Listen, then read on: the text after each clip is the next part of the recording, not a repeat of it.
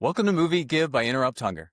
I interview experts in exercise, nutrition, and food insecurity.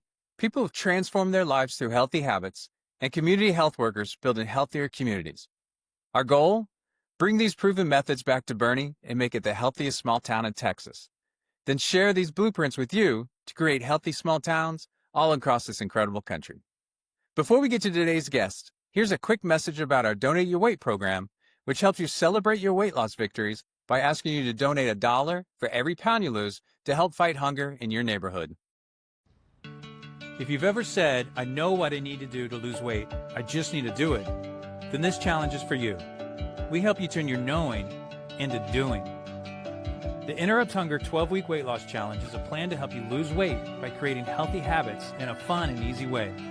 While you create new habits, we use compassion and community to help you stay motivated long enough for your new habits to stick. Bring the 12-Week Weight Loss Challenge to the places you live, work, and pray. Once a week, come together to exercise as a team in your neighborhood or at a local park.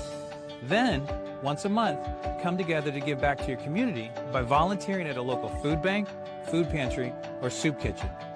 And finally, once a month, donate your weight to celebrate your weight loss victories. Donate at least $1 for every pound you lose to help fight hunger. 100% of proceeds benefit a food pantry in your area. You already know exercise makes you feel better. You already know the difference between healthy and unhealthy eating. And you already know it feels really good to give back. The Interrupt Hunger 12-Week Weight Loss Challenge helps you to be intentional about how you move, eat, and give, and helps you turn your knowing into doing. Visit interrupthunger.org to join as an individual or start a team. Contact us with any questions. We're always happy to chat. Hey everyone, welcome back to the Movie Give podcast. I'm Bill Jolly with Interrupt Hunger. Thanks for joining us today. We've got back Dr. Evan Nadler. Thanks for joining us again, sir. My pleasure, Jolly. Anytime. We had a really good deep dive into sick fat and adiposopathy and all kinds of topic that really went into, there's plenty of science in that, but also went into the healing aspects of obesity and helping folks. So thanks for that, and thanks for joining us again. Yeah, well, I think the more we talk about these topics, the better people will understand them, hopefully, and hopefully the less stigma, the less bias, the more, and the less, frankly, self-blaming, shaming, so we can just move on to dealing with the problem at hand rather than, I used to tell my patients all the time, I don't really care how you got to my office or how you got here or how you got to this weight or size or degree of disease or whatever, however you want to describe it. I only care about what we're going to do from now moving forward. Like, let's just go. Like, yes, stuff happens and it sucks that it happened to you, but time for us to just move on. And I don't mean move on in a bad way. Like, obviously, like, I'm not going to ignore your past, but I mean, like, I think it used to give people, as you can imagine, children and families didn't love coming to a surgeon's office to talk about obesity. So it gave them sort of like a, listen, I'm not going to judge you at all kind of backdrop. And we're just going to, talk about how we can move forward and hopefully get you healthier together. Anyway. So today we're going to talk about childhood obesity, which you've spent most of your professional career focused on and helping folks. So I think a good place to jump off might just be childhood obesity or adult obesity. Seems very different. So why don't we just start there? Sure. And because I'm getting old and can't remember things I say, and I say a lot of the same stuff from time to time, if I repeat myself, just stop me or just smack me, reach out through the screen and You got it. But I like to make I've made the joke before, and I like to make the sort of tongue-in-cheek joke that I would change the name of obesity as a disease to something like weight gain spectrum disorder or some like catch-all phrase, because not only is developing obesity in childhood likely different than getting to that stage as an adult, but even within subsets, even within adults, within kids, people get there in different ways. So obesity is what's called a phenotype, which means that the way it looks on the outside. So it looks on the outside the same to all of us, right? We look at a person, they look like they're at an unhealthy weight. We then immediately judge them and think that we know what they should do to make themselves healthier, which is totally wrong. But the reality is that there are different ways that people get to that point, whether it be things like radiation to your hypothalamus, to your brain because you had a brain tumor, or it could be that you have such a high genetic predisposition that it didn't really matter what your behavior was, you were going to be sunk from the get-go. Or there are mental health reasons like adverse childhood experiences that can lead to obesity. So I think the main difference, getting back to your original question, between childhood obesity and adult obesity is that children with obesity generally have a much smaller influence of their behavior, their eating behavior or their exercise behavior. They're much more likely to have a high genetic or epigenetic predisposition, or be the child of a mother who gained excess weight during her pregnancy or had gestational diabetes. Because, most of my kids, when I would see them in the office, it wasn't like they were having a diet that was different than the average kid their age, or didn't exercise initially until they got to a point where they couldn't any less than the average kid. Like it just was very clear to me that this was not an environmental or a post-birth environmental disease. This is something that they were fighting from the get-go. And then the second major difference, which may be even more important, is that the obesity-related diseases progress faster in childhood. And there's some diseases in childhood from excess weight that don't even exist in adults. So it is, I don't know if it's a different disease altogether, but it's certainly either a more aggressive form of the disease, or some people like to say it's a purer form of the disease because of the lack of environmental impact on it. But it's a thing. It's, I think, unfortunately, it's what most of the current sort of quote unquote pundits or experts who haven't had that experience taking care of children don't understand. And they just have no concept of how there's a huge chunk of the American public where what they eat and how much they exercise has almost no bearing on their obesity risk. Why is, you said it's more aggressive or faster onset. So why do you think that is? Well, it's a good question. And I think, so when I say that, I mean, as an example, child with insulin resistance due to their weight is likely to develop type 2 diabetes in a shorter period of time than an adult with that exact same degree of insulin resistance and maybe the exact same size or BMI. Why? Again, it's probably due to the genetic drivers. They're only, we don't know exactly, but my guess is that the fat cells themselves either more dysfunctional and thus they have a bigger impact on what's going on in terms of health-wise, or something in that sort of thing. Because, in general, diseases that are caught earlier should be easier to treat because they've had less time to do end organ damage. And that is true in kids too. But if you don't treat it in kids early, then they get to the bad places more quickly, which again is kind of weird, but it's a, this isn't just me. This is something that like the whole pediatric obesity community knows about and has published about. And again, I think, there are 140 million adults with obesity. There are 15 million children with obesity. So the 140 million are 10 times more or less. So they get more of the airtime and more of the attention. But in my view, the 15 million are actually more informative because they're the ones who have gotten this disease earlier and can be sicker. And thus, I think that in many ways, they're more interesting to study. And then if we can understand what's going on with them, then I think we can understand that can be generalized to the adult population. Yeah, it's, I know you're really big on blame and making sure we don't blame. Well, the inverse of that. Thanks. I know you like to blame your patients. Yeah, sorry. You're quick to call out blame, even if it's self-induced or whatnot. So we see an adult that has obesity and we put the blame on them, their willpower, their discipline. And of course, there's countless reasons why we shouldn't do that. With kids, though, we seem to put the blame on the parents. For sure.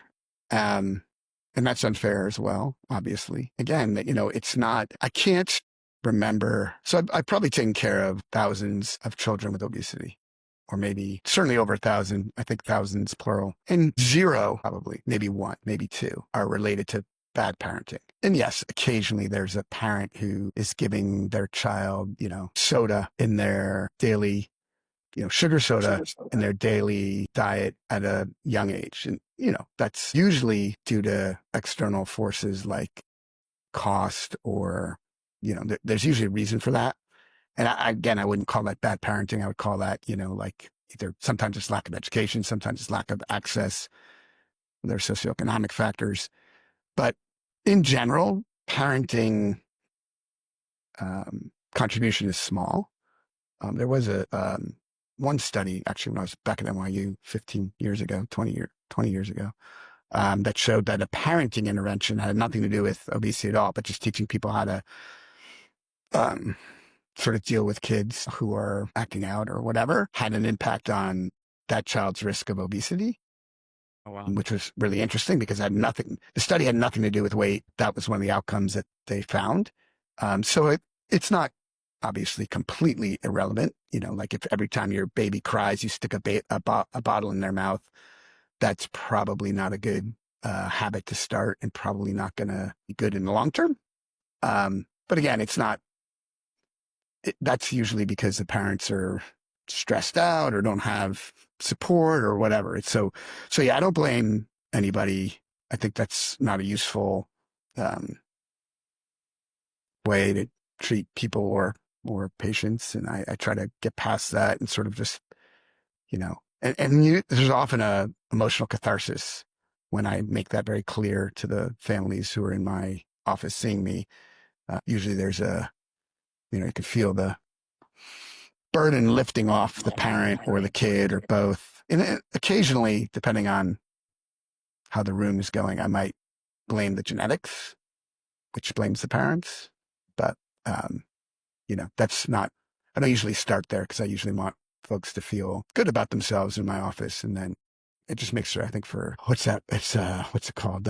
Model. Anyway, it makes for a good care model where everybody's involved and can come together and make suggestions that everybody feels good about. Yeah, sure. And they're there. I mean, so let's see here. What about ages? What's a typical age and age range? And then like how young would you see patients? So, the youngest patients I've ever done bariatric surgery on are in the 4 and 5 age range, which usually makes people go, what? But those kids generally have what's called monogenic obesity. So they actually have a single gene defect that causes them to gain weight. And I learned, what was that? I think 10 years ago or more, where I saw my first patient with monogenic obesity. And at that time, I wasn't really willing to do surgery on a 5-year-old.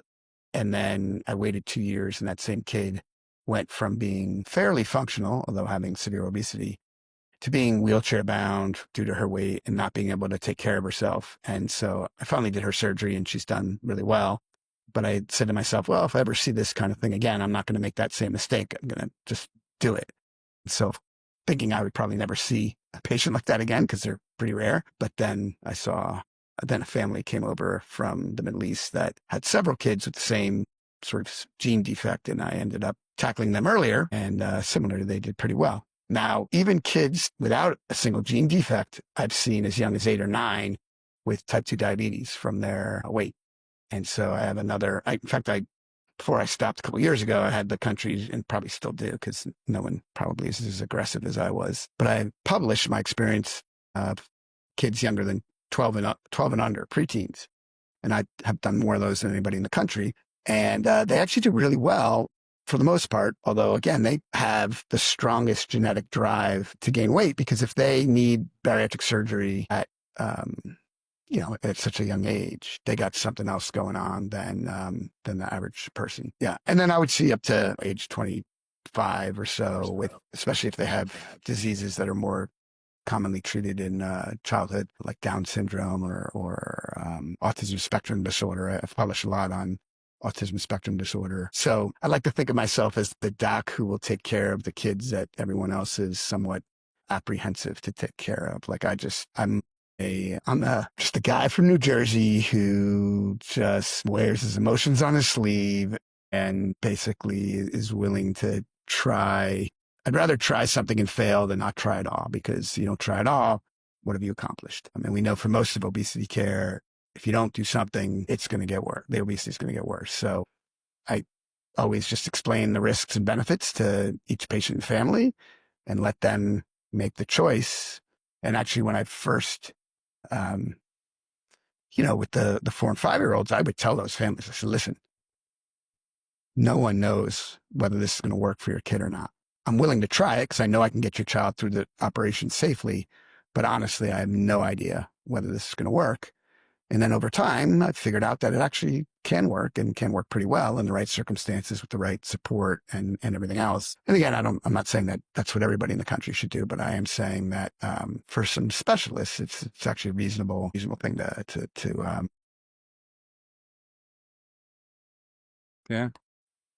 So for the younger kids, it's easy. It's the parents are going to be the driver to come in and see you. But when kids start getting like a little bit older, 14, 15, 16, 18, it could go either way. So for those older teens, who's usually pushing the visit to you? Yeah, so it's been really interesting to watch over the 20 years of my career. So in the early days, when I first started, my typical patient was the child of someone who underwent bariatric surgery. And that parent, often the mom, but sometimes the dad and sometimes both, would just come in and say, my child is going through the same thing I went through at 13 or 14 or whatever age. And I just don't want them to have to go through their adolescence the way I did. And, I didn't know bariatric surgery was an option in teenagers, but we found you on the internet and, can you tell us about it? So that was my typical patient for, I don't even know, let's say 5 years, until word started to get around. And I never advertised my program. Those guys who was like, selling something. And so, as you can imagine, a lot of those teenagers posted their positive experiences online. So as my program progressed, it would be, more coming from the medical docs, because they would see these patients post up and how well they would do. And they were skeptics in the beginning too, because everybody was a skeptic. So I get more referrals from them. But then also there would be a lot of teenagers who would find me first, doing their own internet search for help. And then they would have to convince their parents that it was okay to come see me. So I actually did sort of start a lot of my, like, as things progressed, I would start a lot of my visits with, so tell me how you found me, like, to who directed you to me? Because if the kid said, well, I found you online, but this parent over here, they're not sure that this is a good idea, that actually would change how I would approach the visit. Or vice versa. Like if it was the parent, but the kid was kind of reluctant, because that happens too. Yeah. I would, that sort of visit, I'd be like, okay, well, no one's deciding about surgery today. Like, this is just purely an informational visit. And, if you're speaking to the kid, if you're not interested, that's fine. Don't worry. You're not going to hurt my feelings. We're just here to chat. And then if it was the other way around, if it was the kid who found it and the parents were skeptical, that would be the room where I'd be like, well, it's actually your parents' fault that you're like this, because they gave you the genes. They gave you the genes that put you in this situation, and you're just playing the hand you were dealt. Like, you got no choice in this matter. So if you're going to, so feel free to on the ride home, give your parent a bunch of grief. Of course, joking. And again, just trying to take the tension out of the room is always key. It was always a key piece at every visit with me, is just trying to get past that I don't want to be here, moment, because almost everybody comes in, except for when the parent and the kid were on the same page before they got to me. And then they were both excited to get to me, because they both were just happy that someone would treat their disease as real and as not a lifestyle choice, and just give them options on how to move forward. Like, those are sort of like obviously the quote unquote easiest visits, because the folks would come in sort of together with the same idea for game plan. And so there wasn't a lot of time spent like necessarily convincing or breaking the tension or whatever. It was more like just down to business. But I never miss an opportunity to tell bad dad jokes or bad obesity doctor jokes. So I still throw them in there just because they entertain me. And the kids love it. Yeah. They roll their eyes. Yeah. No, that's good stuff.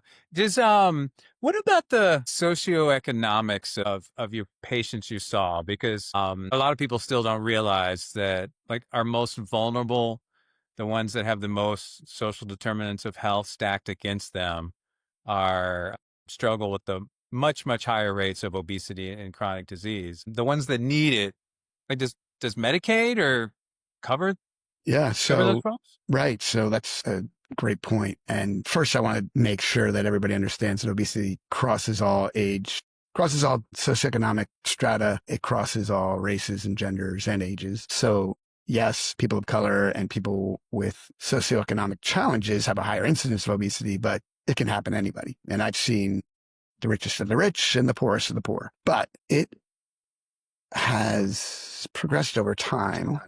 And I spent a lot of time in my early days in DC working with the DC Medicaid, Maryland Medicaid, and Virginia Medicaid to make sure they did pay for it.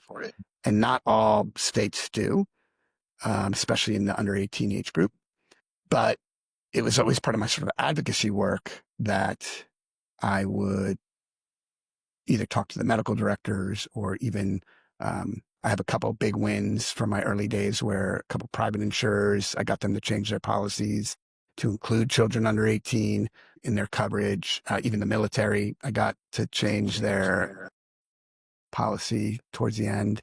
That is obviously the hardest to do. As you can imagine, the federal government's always the hardest to convince of anything. But yes, and the reason that I think the Medicaids, at least in the DC area, were quick to adhere or quick to cover it, is I explained to them the finances of how it all works. So in adults, the break-even point for bariatric surgery is about 3 years. So if bariatric surgery costs, let's say $25,000, that's similar to 3 years worth of expenditures for someone with obesity who's not getting treated. So if you do bariatric surgery and their comorbidities resolve after 3 years, it's actually a financial win for the Department of Health for the state and the taxpayer. In kids, it's probably not 3 years. In kids, it's probably closer to 5 to 7, depending on how sick they are. But another one of the pieces of data that I think that the Medicaids do understand, at least some of them do, but maybe not everybody, is that people with obesity tend to have hurdles in their job,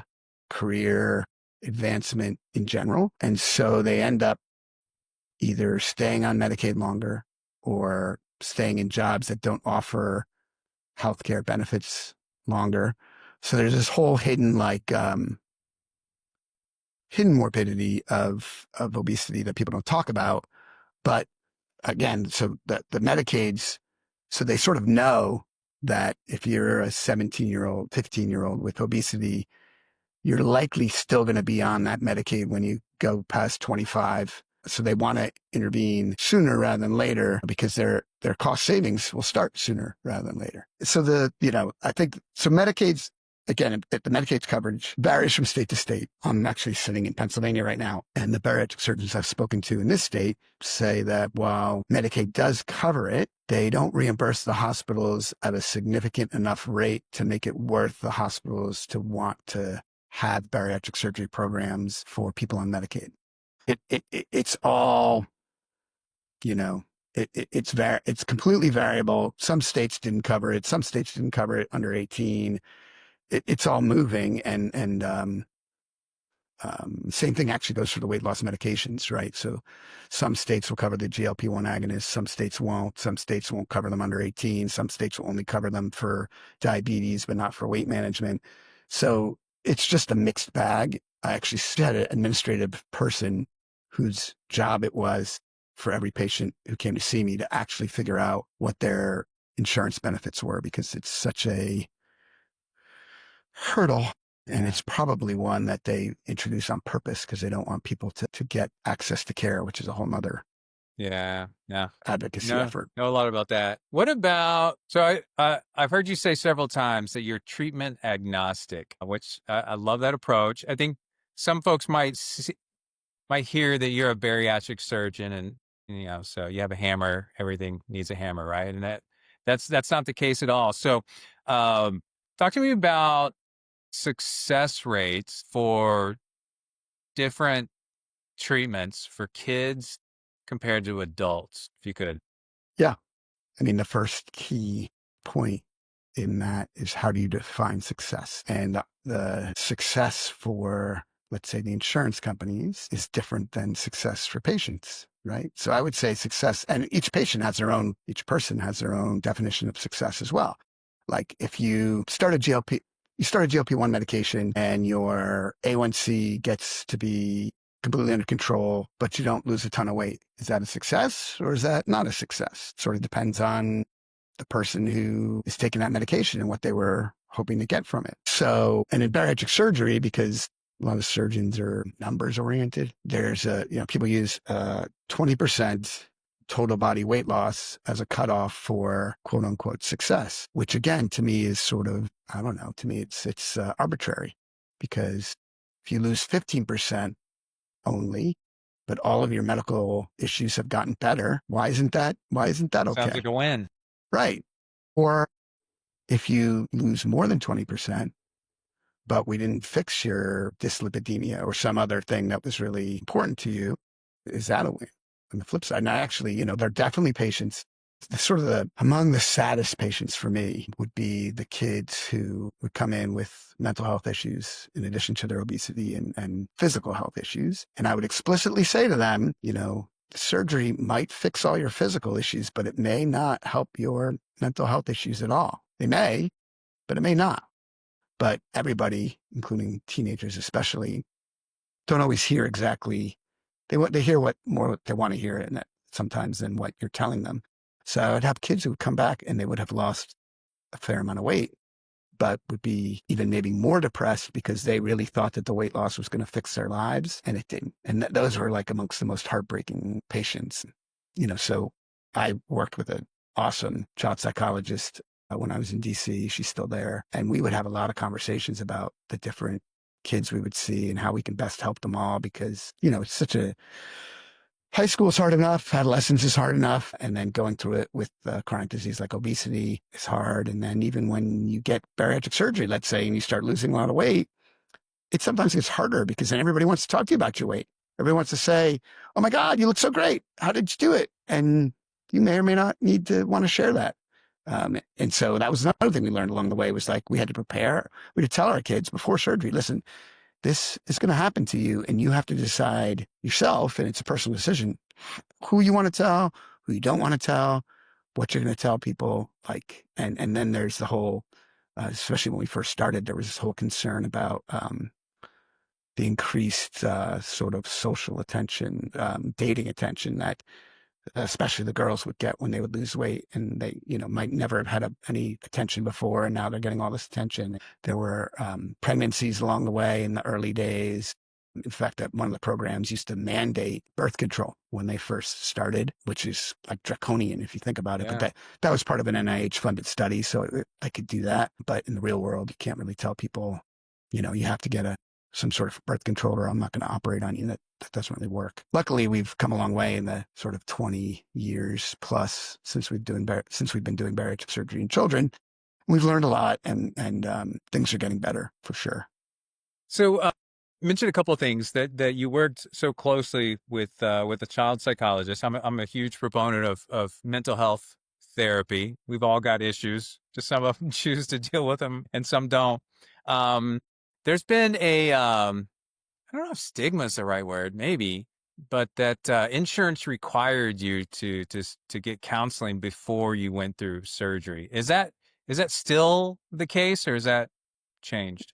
Yeah, it's an interesting topic, because in the beginning of bariatric surgery, yes, every patient had to get a mental health clearance for surgery. And that clearance was supposed to assess, like readiness for change, readiness for surgery, make sure the patient wasn't using any illicit substances, make sure there wasn't a suicide risk, all these things. And in the adult world, the American Society for Metabolic and Bariatric Surgery has been fighting that requirement, because it's somewhat, as you said, stigmatizing. It's the only procedure or treatment that I know of that you have to get cleared by a psychologist or a psychiatrist in order to get. Seems kind of... I had major ankle surgery in January. It was almost 3 hours. I mean, just picturing before you get your ankle surgery, you need to go talk to a counselor. That's just dumb. I mean, I mean, maybe it's good because maybe everybody should talk to a counselor anyway, but that's not the point. So, it remains a hurdle. I mean, it remains, something that, insurance companies require. I do think it's important to have conversations again, especially in the children, about how you're going to deal with the aftermath of your weight loss or while you're losing weight, or what are you going to do if you don't lose weight, like, coping strategies. So I think there's value to it. I wouldn't necessarily advocate for it being a hard requirement, but I would probably, and a lot of people, to be honest, would do what they need to do to get to surgery. And then whether they followed up with, the mental health professional or not, it was on them. So a lot of people didn't. And there's no way, once you get your surgery, there's no taking it back. So it's not like we could chase them down and say, we're going to put your stomach back in unless you go see your psychologist. But yeah, I think, it's probably going to be there forever because that's how it started, and it's going to be too hard to get it removed. But whether that's fair is a complicated question. Yeah.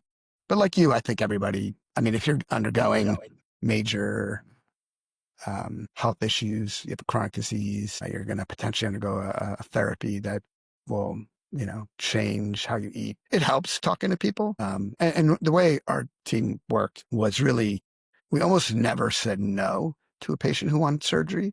We might say not yet, but we would almost never say no. It would almost always be, listen, you're not ready right now because you're dealing with, but if we can get you to a place where you're stabilized, then we can go. So again, that's sort of more my philosophy, is just, it is important to make sure people are ready, people are best prepared, but I don't like to say no. Yeah. So we work together to try to say yes. Were there certain behaviors, certain things that could increase the likelihood of that quote unquote success? I don't know. Maybe we need to phrase that differently, but yeah, more positive outcomes. Yeah. So I think it's easier to predict the negative outcomes. Although one of the reasons my psychologist and I work so well together is that when I got to DC from New York, I'd already been doing bariatric surgery for 5 years. And I told her and everybody else that nothing preoperatively predicts postoperative outcomes. So we should stop using those criteria as a hurdle or something. Like if you're not exercising, like saying to somebody, you have to exercise 3 times a week or you're not going to get surgery. Yeah. None of that mattered. And we've studied. So my psychologist was like, okay, I believe you, but I want to study them all again because you were doing lap bands at the time and we're going to do a different surgery and we should study. It's like, okay, fair enough. And so after, like 3 or 5 years, when all the data came out and again, nothing preoperatively predicted postoperative outcome, it built a lot of trust because obviously I didn't say I told you so, but I wanted to say I told you so. Yeah. Maybe I did say it. So certainly people who already have made dietary changes and who are already exercising a lot, one would logically think would do better after surgery. And they possibly do. I think the reason the data don't necessarily show that is that you need such a huge number of patients to, if you have just one patient who doesn't do well, it can skew the whole data set. But on the flip side, like we did try to tell, like if somebody was continuing to drink sugar sweetened soda, that might be a patient where I might be like, listen, I'll get you approved for surgery, but I'm not going to actually do the surgery until you've at least made an attempt to stop drinking smoothies every day or, Coke every day or whatever. But the reality is that, again, like they could do that just to get surgery and then you have no control over what they do after surgeries. But similar to the GLP-1 agonists, bariatric surgery is weird in that it changes your sense of smell and it changes your sense of taste and it changes your food cravings to a degree. So I have patients who, after surgery, their dietary patterns changed drastically. And it wasn't just because they had surgery. It was because they're, like I had one I like to talk about is a patient who was really mad at me because before surgery, she loved crawfish and after surgery, she hated them. And I was like, I don't know what to tell you. I'm sorry. Yeah. And then, other patients who I remember a patient who said that she couldn't even stand to be in the room with someone who was drinking milk after surgery because the smell of it would make her nauseated. Again, I mean, I have no idea why. But it's real. I mean, like people have studied it. It's like a real phenomenon. And it probably speaks to the gut-brain axis and a whole bunch of things we don't understand. It probably is part of the reason why surgery is more sustainable, or the weight loss from surgery is more sustainable than medications, because we probably do something more permanent to alter the gut-brain axis than is done with medications. But it's still totally unknown. And we've been doing bariatric surgery pretty much for 30 plus years now, and we still don't really know. So. The two things, kind of both sides of it. What is the success rate? Okay, I still don't like that word, but No. yeah, what is the I'll go with it. I don't know what else to use right now. What's the success rate for bariatric surgery versus GLP-1s and lifestyle? Sure. So most of the data are from adults. So I'll give you those numbers first, because that's where it's mostly been studied.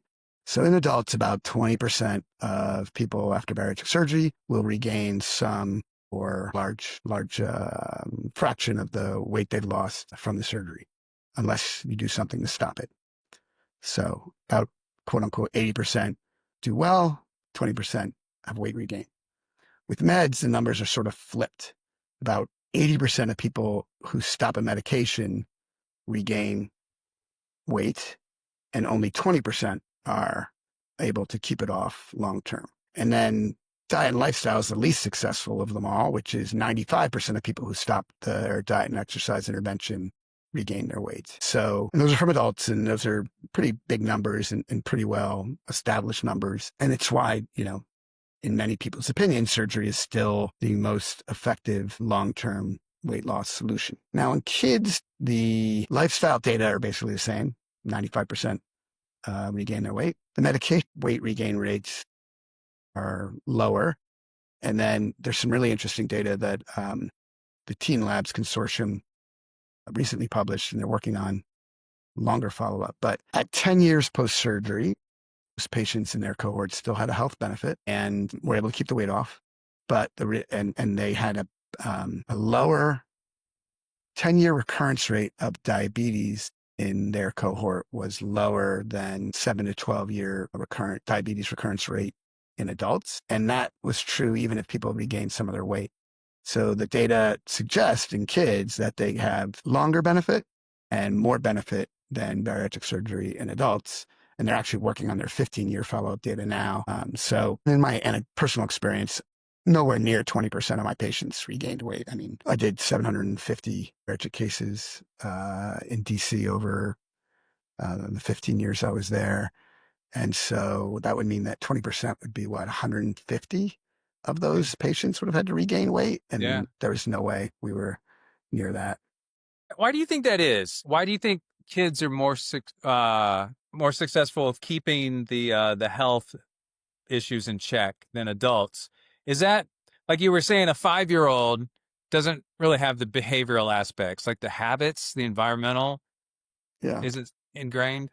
Yeah, I mean, I think for sure. Well, short answer is I have no idea. The longer answer is I can speculate and give you my suppositions. And I assume that, so one of the things that's been shown recently is that fat cells have memory, and that they basically get epigenetically modified, so that even after you intervene with surgery or medication, they may work against you in the long term. And so my scientific guess is that when you get to surgery sooner rather than later, those epigenetic modifications are fewer, and thus the benefit is more long lasting, because the memory of the fat cells, and probably other cells in the body too, it's probably just not the fat cells, aren't working against you. So that's my sort of potential scientific explanation.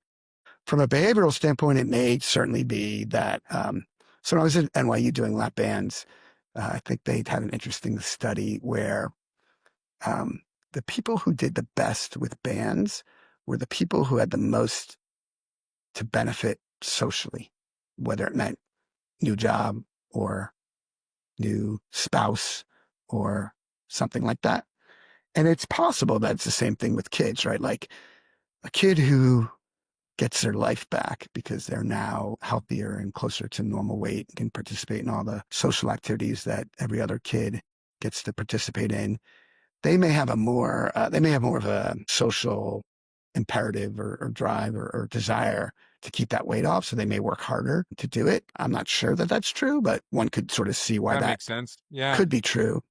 So, that's probably like everything else, a combination of those things. I do think that, at least in our program, we did a pretty good job of finding the kids who were falling off the curve and getting them back into care and intervening usually with medications after surgery if they started to regain any weight. And I think the adult community is going that direction as well, where people are starting to understand that the meds and the surgery actually work better together than they do separately. So it could also just be an evolution of care in general that we're seeing, that we're starting to understand more about it and starting to work together better. Like, it's no longer surgeons versus non-surgeons in terms of the care of obesity. So, Partnership. yeah. But I'll go back to my first answer. I have no idea. Yeah. So, taking a little bit different direction, you kind of touched on this earlier, but it was interesting. So when I was editing our last conversation on adiposopathy, you were talking about weight regain from the different treatments, surgery versus meds, and then lifestyle, like exercise and diet. And it just hit me like, I think that's the most beautiful response. I'm gonna start using it every time I hear somebody say, well, if you stop taking GLP-1s, you're going to gain the weight back. Well, yeah, if you're exercising and eating right, and then you stop, what's going to happen? Right. Or, I mean, what a lot of advocates say is, if you stop taking your blood pressure medicine, what's going to happen? Or if you stop taking your statin for your cholesterol, what's going to happen? Like, why is it that obesity has this threshold that's different? Like, of course, almost any disease you have that is treated with a medication, if you stop taking the medication, the likelihood is that the disease is going to come back. Like, duh. But yeah, the obesity stigma and bias is so pervasive. It's not only socially, obviously, with what the people who have the disease have to suffer on the day-to-day living their lives. But then, they get it in the provider's office when providers keep saying the same thing over and over again, or, just don't listen to the patient and don't offer either referral to specialist or some other option. But then also, again, like the insurance companies and the medical community and no one would ever say about high blood pressure or diabetes or, high cholesterol. Well, if you stop taking your medication, you should be able to stop taking your medication. Like, no one argues that. And the silly thing is obesity leads to all those diseases. So, like, of course you should take your obesity medication maybe forever, because you would take your high blood pressure medicine forever, or your, high cholesterol medication forever. So what's the difference? What's the big deal? But haven't quite gotten there yet. Yeah, it's pretty wild. I had a conversation last year. I don't think it's changed that much, but I did not realize obesity is not a protected class of discrimination. No, that's for sure. It's the last accepted, well, maybe not the last, current environment. We're getting to discriminate against more and more people again. It's like we're returning to the dark ages of society. But and I think what I sort of hope, or maybe even envision. So first of all, most of the obesity medications were initially approved only to treat people with obesity. So if you lost weight on the medication and you no longer had obesity, some insurance companies would take away the coverage for that medication, which, again, makes no sense whatsoever. But I'm hoping with the oral GLP-1 agents that are coming out in the next year or so, like, I could see a world where, you take your GLP-1 medication, an injection, because it's probably easier to take once a week, or you take the pill, whatever you want. You've lost enough weight and you're going toward weight maintenance. People in the community have already been sort of like dialing back the doses, or like doing things that are not quite FDA approved. But I'm hoping that maybe that's where the oral GLP-1 agents will have a real role, is that, like, you take the injectable until you get down to whatever weight is the healthy weight you're trying to achieve. And then you switch over from the injectables, which I think still are going to have higher weight loss and probably higher side effects than the pills. But maybe that's when you switch over to the pill, and that becomes your statin that you take forever. Yeah. Pressure medication. Luckily, I'm not on one of those. That's knocking on wood.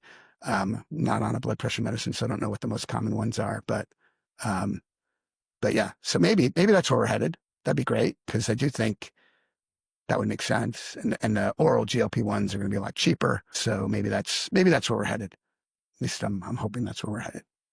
Well, we'll eventually get there. I don't know if it'll be in the next year or two, but I mean, just people are hungry to be healthy, and I think they're just much more open-minded and looking at things. Yeah, I think it's sort of the double-edged sword of the internet and social media and stuff like that. Now, people are all definitely more self-advocating because they have more information at their fingertips and can sort of go over options that they might be interested in before they even see a doc. But there's also so much misinformation out there that, like, people come in with all kinds of things that are not based in science. And then, even some people who run government agencies espouse things that aren't based in science. So it's like the whole world is like a potpourri of misinformation. And it's really just like, how do you sort through what's real and what's not? Yeah. So I got one more question to two more questions to finish us off, but it leads into your next endeavor. So you've got this unique telehealth program that you and some partners started. Tell us about that. But as you do, if you don't mind, lead into that with, when should somebody reach out to obesity medicine specialists? When should they talk to their primary care? When should they reach out to your new company, ProCare? Sure. Well, first, you should reach out to your primary care doc or primary provider whenever you perceive or your child perceives that the weight is becoming an issue, whether it's a mental health issue or a physical health issue, doesn't matter. Like, if it's bothering you, talk to your provider, because they hopefully will be open to discussing it. And then if they don't really know what to do, they can at least refer you to an obesity medicine specialist. So our unique practice that we just started actually last week, if you look at pediatric weight management programs, they are clustered in the Northeast and the West some, but they're huge swaths of America that have no access to pediatric weight management, in large part because most of the pediatric weight management programs are located in urban centers and generally academic centers, and they are nowhere near meeting the need of the number of people who could use some help. Like, for instance, my program in DC before I left was the busiest program in the country surgically and among the busiest medically. But we had a 300 patient waiting list because the demand was so high and there was basically nowhere else for these patients to go. So my partner and I, and my partner is a pediatrician from Children's Hospital of Atlanta, she and I initially formed a company to try to help hospital systems build programs because we wanted just to teach others how to do it. And we spent a year trying to convince hospital systems to hire us to help them to build access to care. And maybe not surprisingly, although I was surprised, no one hired us. No one cared. No one cared at all. Not even like lip service cared. So then we were like, well, what do we do next? Like, if we can't get hospitals to expand access to care, how do we do it? And so we came up with this telemedicine only practice. And it's pediatrics only. So, and that goes up to maybe 25 or 26. And certainly we'll talk to families as well. But but there are a growing number of adult telemedicine weight management practices. And some are now actually even seeing teenagers or maybe even younger. But we're the first in the country that's only pediatrics. Like, that's all we do. And it's not that we don't know adult obesity medicine. It's just that we feel like those adults have a lot of places they can turn to. Kids basically have almost nowhere to go. So we're just starting, but we're only starting in Georgia and Florida for now, just because of getting medical licenses in all 50 states is a thing. We want to make sure that this is something that the people want. I mean, we think it's what the people want. And there have been patients who've told me that this is what they want, but you never really know until you actually do it. But if it's successful in those 2 states, the plan is to roll it out to all 50 states. And that way, access to care for all kids struggling with their weight and all families struggling with weight issues have somewhere to go. So that's the hope. And then the hope is to take that and then go to hospital systems and say, look, you guys got to start to support this because we can't do it by ourselves. But if you as a hospital, you guys could do the same thing. Either you could hire us to do it or we could help you do it similarly so that, because it's actually more cost effective than bringing people into brick and mortar clinics.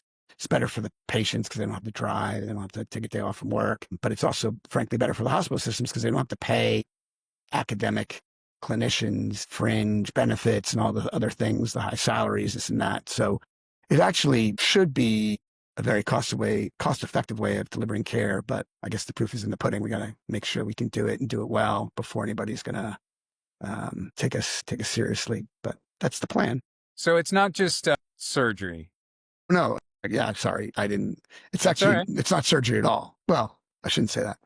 For people who want surgery, we can get them prepped for surgery and then help them find places to get surgery. Right now, I'm personally not doing any bariatric surgery anywhere in the country, although that could change depending on how this practice goes. But let's say you're in Atlanta. We know surgeons. I know surgeons, pediatric bariatric surgeons in Atlanta that I can refer you to. Or if you're in Florida, I know people in Florida who I can refer you to who have programs that I have vetted and trust. So we're almost functioning even as like a patient navigator kind of thing, like, because it's so hard to find care and good care out there. So we're trying to not only provide the care, writing prescriptions for meds, getting the lifestyle stuff, behavioral treatments, lifestyle treatments, dietitians, psychologists, like providing all that stuff as well, but also being a patient navigator. If you need something more, we can help point you in the direction where you can get more than do. And then from the clinician standpoint, like the surgeons I talk to, I say, listen, I will get your patients ready for surgery. I've done more of it than anybody else in the country. I can definitely provide you patients who are well prepared to undergo a procedure. And then you don't have to do that. You can focus just on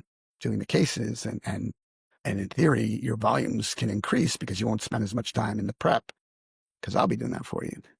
So that's another, again, whether the business model works or not, I don't know yet. I'm pretty sure. I mean, I know there's a need out there. Do I know that people will come get their care with us? I don't. But I think we just have to work on getting the word out there to folks and so that they know that it's an option. And like I said, we started last week, so we got some work to do. Yeah. But Well, most practices that are anything to do with weight management right now are backed up 6 months. So I don't think there's definitely not a lack of need. So I'm excited to follow your journey with you. Yeah. Well, as I said earlier, there are 140 million adults and 15 million children with this disease. Yeah. So I don't even know how many providers you would need to address all those people, but it's certainly not going to be, I think, again, as we evolve, it's going to have to be primary care docs who deal with this disease because the specialists just aren't going to be able to handle the volumes of need once people realize that they should, like right now, maybe 5% of people who have obesity actually seek out care. So it's still 5%. Well, I'm using that numbers from GLP-1 from medication. Like that's about the uptick of the GLP-1 medications. About 5% of people who could get it do get it. So that may not. So it might be slightly higher for behavioral treatments. I don't know. But still, it's not a lot. Yeah. It's not a lot. It's certainly not 14 million. Certainly not 10% of people. There aren't 14 million people out there who are trying to deal with their health with obesity medicine specialists, at least not that I'm aware of. So as the bias and stigma start falling around treatment, that'll do nothing but improve. As the cost of treatment comes down, the oral options, the more options we have.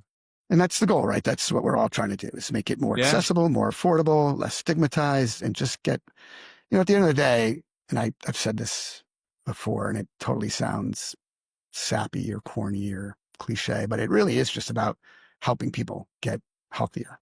That is the goal. Like I'm trying to think out of the box in ways to make it happen because I'm a sort of out of the box kind of guy. But at the end of the day, the goal is the same. It's just, we want people to be able to get care and get care that they like and get better, get healthier. And that's why I'm treatment agnostic, because I don't really care. Yes, I have opinions about which options might work better or not as well. But at the end of the day, you're the patient. You got to decide what you want to do, and I'll help you get to a decision. And then hopefully as the patient, you will have an open mind. If option 1 doesn't work, move to option 2. If option 2 doesn't work, option 3, there are lots of options. So you just got to keep at it. So, good. But that's my Jersey roots again. Just doesn't matter how many times you run into the brick wall, keep running into it until you can break it down. Maybe take a different path. Don't go to the same spot. Well, this has been fantastic, Dr. Nadler. Thank you so much. Thanks so much for listening. Please rate and review the podcast on the platform of your choice so we can reach more people and more people are recommended this podcast. And if you really liked it, the single best way you can help us grow is by telling your friends. Now, for all the legal stuff. The views and opinion expressed in this program are those of the speakers and do not necessarily reflect the views or positions of any entities they represent. For my day job, I'm an employee of AbbVie and appear on this podcast on my own accord and not in the professional capacity as an AbbVie employee. All viewpoints provided are my personal opinions and not intended to reflect those of my employer. If you have any questions or comments, please shoot me an email at jolly@interrupthunger.org. Let's go spread some joy, people.